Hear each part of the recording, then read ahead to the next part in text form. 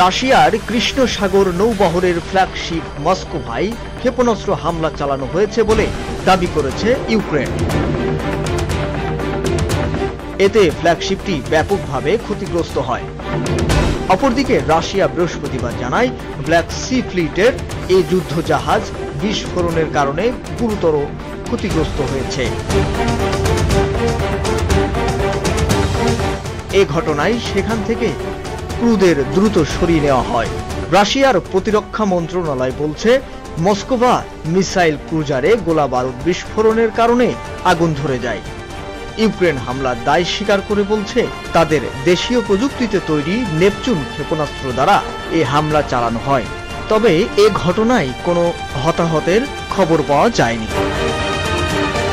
Shahriar Ahmed, Ananda TV international desk.